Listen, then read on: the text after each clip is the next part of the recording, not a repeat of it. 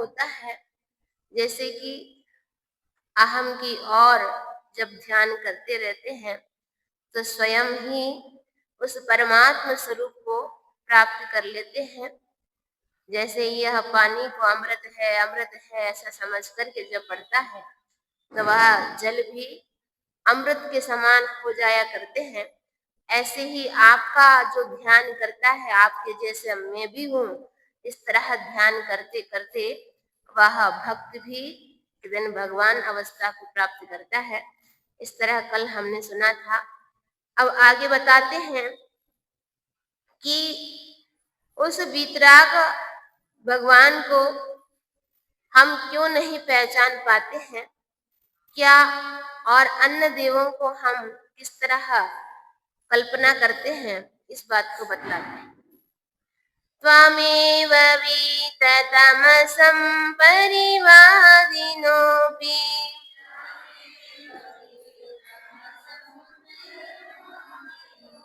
नूनं विभो हरिहरादिधिया प्रपन्ना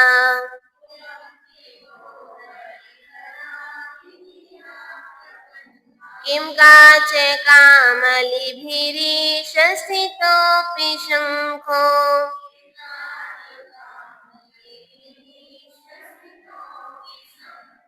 नो गृह्यते विविधवर्णविपर्ययेण।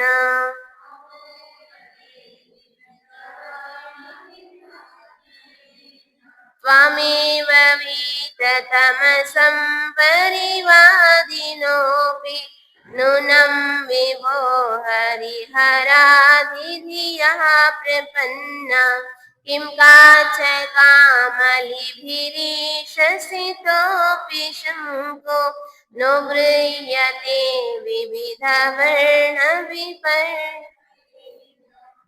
विभो हे स्वामिन परवादिनः अपि अन्य मतावलंबी पुरुष भी वीत तमसम अज्ञान अंधकार से रहित त्वामेव आपको ही नूनम निश्चय से हरिहरादि दिया विष्णु महादेव आदि की कल्पना से प्रपन्ना प्राप्त होते हैं या पूछते हैं। किम क्या इस हे विभो काच कामिली भी जिनकी आंख पर रंगधार चश्मा है अथवा जिन्हें पीलिया रोग हो गया है, ऐसे पुरुषों के द्वारा शंकहासितापि शंख सफेद होने पर भी विविध वर्ण विपर्य अनेक प्रकार के विपरीत वर्णों से नौगृह्यते ग्रहण नहीं किया जाता है, अर्थात किया जाता है। क्या उदाहरण दिया, देखो तो विचार करो। हे भगवान, जो आपका स्वरूप को नहीं जान पाता है या जब तक मिथ्यात रूप अंधकार अपनी आत्मा के ऊपर पर्दा लगा रहता है तब तक हम पहचान नहीं पाते। इसको नहीं पहचान पाते, सच्चे देव कौन होते हैं इसकी पहचान है नहीं। जैसे कि किसी को पीलिया हो गया, क्या हो गया, कभी हुआ क्या? माता जी नहीं हुआ, सौभाग्य है कि पीलिया में क्या हो जाता, पूरा पीला पीला पीला होता है, पूरा शरीर भी पीला हो जाता है ना। वो हाथ धुलवाओ तो पानी भी पीला हो जाता है ना। तो ऐसी पीलिया रोग किसी के लिए हो गया हो तो उसके आंखों के सामने जो कुछ भी पदार्थ आता है उसको कैसा दिखता, इसका मतलब अनुभव है, वो सब कुछ सामने पीला पीला दिखता है। अच्छी वस्तु भी पीली दिखती, उसको दिखती कि नहीं दिखती। सफेद शंख को भी वहां पर रख दो सामने तो भी वो क्या कहेगा, ये शंख पीला कैसे हो गया? शंख पीला नहीं हुआ भाई, तुम्हारी दृष्टि क्या हो गई है, पीली हो गई है। इसका मतलब वस्तु उस रूप नहीं है, तुम्हारी दृष्टि उस रूप है। और ऐसे ही कोई भी चश्मा लगा लेता है। अब काला चश्मा लगा लो, हैं? काला चश्मा लगाने के बाद तुम्हारे लिए शंख दे दिया जाए हाथ में, तो कैसे दिखेगा? सफेद कि काला? कैसे दिखेगा? काला ही ना दिखेगा। क्यों?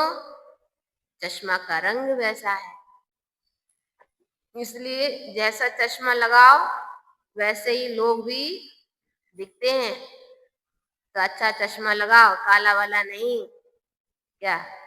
अच्छा चश्मा लगाओ जिससे सामने वाले भी अच्छे अच्छे ही दिखें, कभी काला दिखे ही ना, है ना? खुद ही चश्मा लगा लिया काला वाला और दूसरों को कहता रहे ये तो काले काले दिख रहे हैं, सब काले हैं, मैं ही गोरा हूं। सब काले हैं, मैं ही गोरा हूं। तो मतलब नहीं है।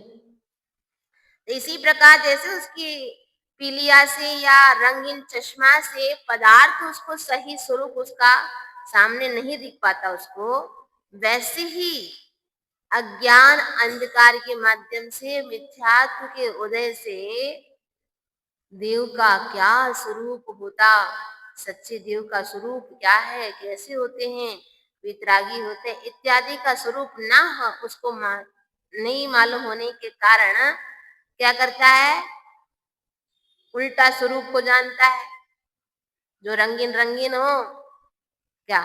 विष्णु को, महादेव को, इन्हीं को क्या मानता है? ये हमारे देव हैं, ये हमारे देव हैं। तो इस रूप में वो मानता है, ये कल्पना कर लेता उसमें। देव तो वे है ही नहीं, लेकिन देव रूप में वो कल्पना कर लेता। किस वजह से? अज्ञान अंधकार के माध्यम से उसको सब उल्टा उल्टा ही दिखता है।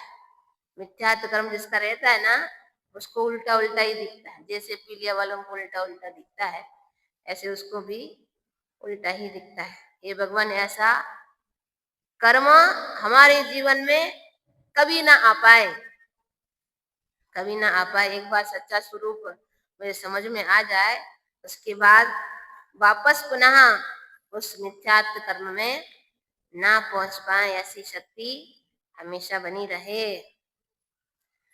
रोग पीलिया वाला सम्यक देख नहीं पाता, धवल शंख भी विविध रंग का ही उसको दिखता।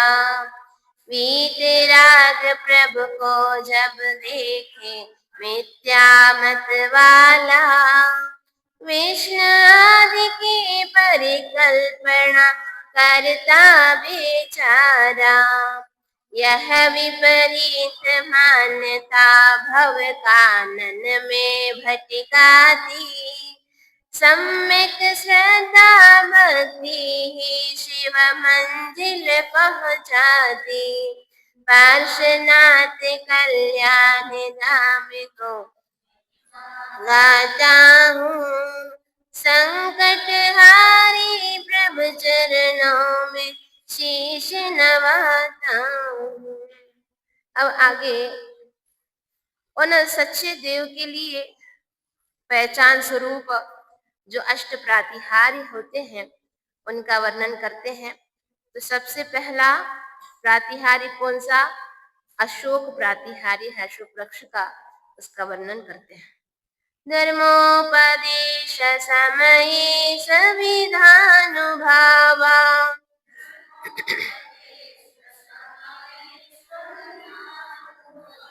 दास्तां जनो भवति ते तरुरप्यशोकः।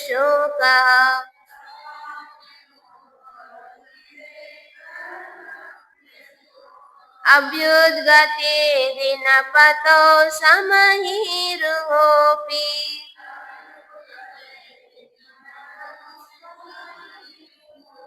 किं वा विबोधमुपयाति न जीवलोकः।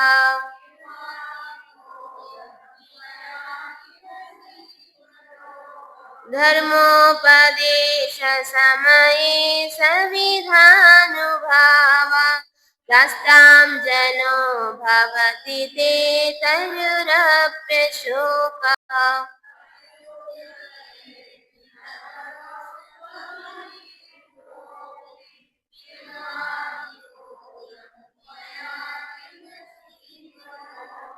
धर्मोपदेश समय, धर्म का उपदेश के समय ते आपकी संविधानुभावात् समीपता के प्रभाव से जनः आस्ताम मनुष्य तो बहुत दूर रहे, तरुः अपि वृक्ष भी अशोकः शोक रहित भवति हो जाता है।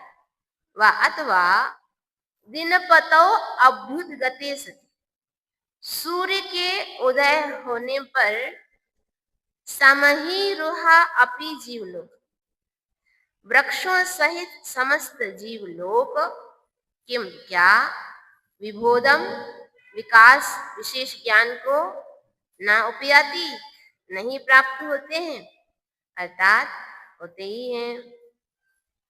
जैसे कि सूर्य उदय होते ही क्या होता, सब उड़ जाते हैं। सूर्योदय होते ही पूरा समग्र लोक समस्त लोक क्या होता है, दिखने लगता है। अंधकार में दिखता है क्या? कुछ नहीं दिखता, एक दूसरे को ही नहीं देख पाते, फिर तो वस्तु को देखना तो बहुत दूरी की बात। अंधेरा छा जाए तो एक दूसरे को कहाँ दिख पाता है, तो जब प्रकाश हो तब देखने में आता है। तो ऐसे ही सूर्योदय जो होगा, उदय होने पर तो सभी वृक्षों से सहित सब जीव लोग विशेष ज्ञान को प्राप्त होते हैं। विशेष ज्ञान हो जाता है, यहाँ पर ये रखा है, यहाँ पर ये रखा है, यहाँ पर ये रखा है ना, विशेष ज्ञान होने लग जाता है। हे भगवान, ऐसे ही धर्मोपदेश के समय जब आप समूह शरण में विराजमान होते हैं, बाकी समय कहाँ रहते? विहार के समय थोड़ी ना रहते। विहार के समय अशोक वृक्ष के नीचे बैठते हैं क्या? नहीं। जब समूह शरण में बैठते हैं तभी उनके पीछे अशोक वृक्ष लगा हुआ रहता है ना। इसलिए उन्होंने क्या कहा, धर्मोपदेश के समय, बाकी समय नहीं। बाकी समय भी समूह शरण में बैठेंगे, लेकिन विहार के समय तो नहीं बैठेंगे ना, इसलिए हर वक्त नहीं कहा। धर्मोपदेश के समय जब आप बैठते हो तो आपके समीप में ही कौन है? वह अशोक वृक्ष है। जो आपके समीपता से जब वृक्ष शोक रहित हो सकता है, तो मनुष्य की बात ही क्या कहना। जब सूर्य उदय होता है सब कुछ दिख जाते हैं, विशेष ज्ञान हो जाता है। ऐसे आपके प्रभाव से, आपके आभा मंडल से जब एक वनस्पति का एक जीव भी शोक रहित हो सकता है, फिर तो मनुष्यों के लिए नहीं होगा क्या? अवश्य होगा। वहां तो समूह शरण की महिमा ही है कि वहां पर ना शोक, ना नींद, ना ईर्ष्या, ना ही वैर भाव, कुछ भी नहीं होता। बिल्कुल शांत भाव से बैठ करके क्या करते रहते हैं? सोते रहते हैं। क्या करते हैं? हाँ, धर्मोपदेश सुनते हैं। उसी में पूरा जीवन क्या, जब तक वहां बैठे रहेंगे तब तक पूरा समय उसी में व्यतीत करते रहते हैं। और तुम लोगों को थोड़े में ही बोरियत का अनुभव होने लग जाता है। माता जी अब 1 घंटा हो गया, घड़ी की ओर देखने लग जाते हो। अब 1 घंटा हो गया है, अब 1.5 घंटा हो गया है। 1 घंटे के ऊपर तो मन लगता ही नहीं। वहां कैसे लगाओगे? वहां तो कितने घंटे गिरना है? 2 घंटे 24 मिनट। 2 घंटे 24 मिनट कितने हो गए? 4 मुहूर्त की 3 मुहूर्त हैं? एक मुहूर्त में कितने होते हैं मालूम है? एक मुहूर्त में 48 मिनट। एक मुहूर्त में 48 मिनट। 3 मुहूर्त मिला कितने हो गए? अभी परीक्षा में नहीं दी गई थी? अभी परीक्षा में दी गई थी ये प्रश्न कितने बार वाणी फिरती है, कितने समय तक, तो कितने मुहूर्त, 4 बार 4 मुहूर्त कि 4 बार 3 मुहूर्त है? 4 मुहूर्त कैसे, 3 मुहूर्त है, 48 मिनट गिनाओ तो 2 घंटे 24 मिनट 3 मुहूर्त के होते हैं। कई लोग तो 4 बढ़िया फट फट फट फट करो, हाँ? एकदम नहीं करना है, सब कुछ आराम से पढ़ करके उसके बाद करना चाहिए, है ना? तो 4 बार ऐसी वाणी फिरती है 3 मुहूर्त तक लगातार।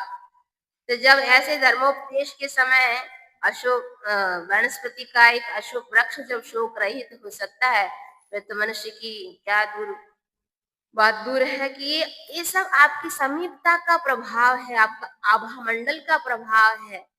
होता है किसी किसी का आभा मंडल बहुत बढ़िया रहता है, उसके पास पहुंचते ही व्यक्ति अपने आप को सब कुछ भूल जाता है। मंदिर का प्रभाव देखो और बाहर का प्रभाव देखो, कैसा लगता है? मंदिर का प्रभाव अच्छा लगता है कि नहीं लगता?